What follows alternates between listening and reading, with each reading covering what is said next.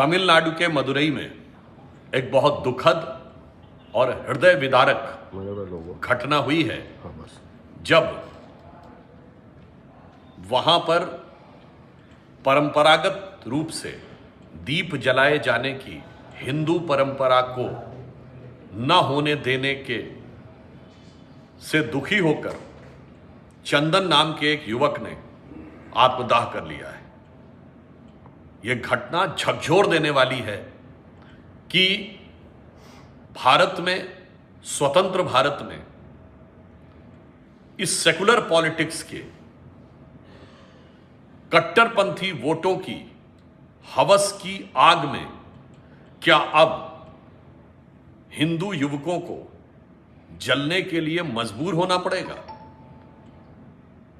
इंडी गठबंधन के दलों के मन की हिंदुओं के प्रति घृणा और उस घृणा से उपजी राजनीति अब एक बहुत बड़ा, भयानक और विभत्स रूप लेती जा रही है, जहां एक तरफ एक आम आदमी पार्टी के नेता सदन के पटल पर मर्यादा पुरुषोत्तम भगवान श्री राम के बारे में आपत्तिजनक शब्द बोलते हैं, तो एक तृणमूल कांग्रेस का नेता भगवान श्री राम को मुस्लिम बताने लगता है, तो आंध्र के मुख्यमंत्री रेवंत रेड्डी मुस्लिम मतलब कांग्रेस बोलने लगते हैं, और डीएमके के नेता हिंदू धर्म को कोरोना और वायरस बताने लगते हैं। जो घटना आज हुई है वो दर्शाती है कि तमिलनाडु में इंडी गठबंधन ने जो एक कॉन्फ्रेंस की थी इरेडिकेशन ऑफ सनातन धर्म, अर्थात हिंदू धर्म का समूल नाश, सारा इंडी गठबंधन और डीएमके की स्टालिन सरकार लगता है उस योजना पर अब बहुत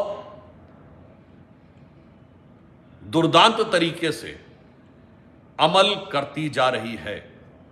ये वही लोग हैं जिन्होंने कभी कार सेवकों पर गोली चलाई थी। ये वही लोग हैं जिनके दौरे हुकूमत में कश्मीर में लंबे समय तक, बरसों बरस तक हिंदुओं के साथ क्या होता रहा। ये वही लोग हैं जो अपने वक्तव्यों में अपमानित करते हैं और वैधानिक दृष्टि से, जबकि उच्च न्यायालय ने भी अनुमति दी हुई थी, वैधानिक दृष्टि से भी जो हिंदुओं का धार्मिक अधिकार है उसे नहीं होने देते हैं और इस सीमा तक जाते हैं कि विवश होकर किसी युवक को आत्मदाह करना पड़ता है। मैं यह भी याद दिलाना चाहता हूं डीएमके की सरकार को कि यह मदुरई वही शहर है जहां प्राचीन तमिल ग्रंथ तोलिकप्पयम में बहुत प्रसिद्ध घटना है देवी कण्णगी और कोवलम की। एक अन्याय के कारण पूरा नगर भस्म हो गया था।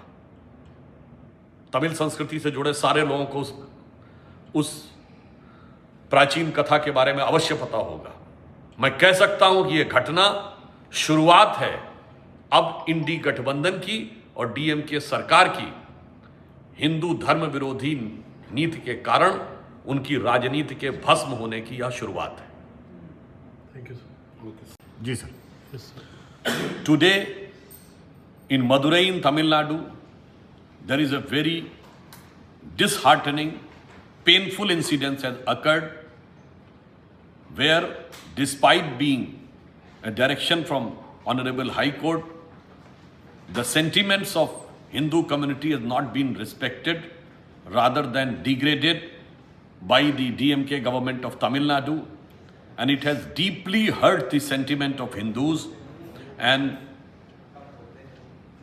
one person, Mr. Chandan, has gone to the extent of doing self-immolation because he is not allowed to lit the lamp at the Deepam on the pillar. This shows that the well thought of nefarious design of Tamil Nadu government, which reflected from their conferences of eradication of Sanatan Dharma, has gone to the extent now Hindus have to self-immolate them for the sake of their legitimate religious right. This is not just an isolated incident. all the parties of India alliance are hell bent upon the destruction of, disrespect of, and demeaning of highest values of Sanatan Dharma. One leader of Aam Aadmi Party used a very dastardly word for Bhagwan Sri Ram. Another TMC leader in West Bengal says that Bhagwan Ram was a Muslim. So, Revanth Reddy, Chief Minister of Telangana, says Muslims means Congress, Congress means Muslim. They now place to build a Babri mosque in Bengal. And in Tamil Nadu, they went to the extent of saying that the Hindu Dharma is, or Sanatan Dharma is a corona and virus. I think this shows a very well thought of structured design to destroy the basic identity of India, that is Hindu Dharma, and the so-called pseudo-secularism now wants the sacrifice of Hindu lives for the sake of their lustful power with the help of certain hardliner votes. Tamil Nadu people must be remembering that in their great Tamil culture, there is a very famous and respected incidence of Devi Kandagi and Kovalam in the same city of Madurai, which has a mention in great Tamil epic Tolikappayam. Just one injustice has gone to the extent of firing the entire kingdom. So I can say that DMK government has done such type of acts.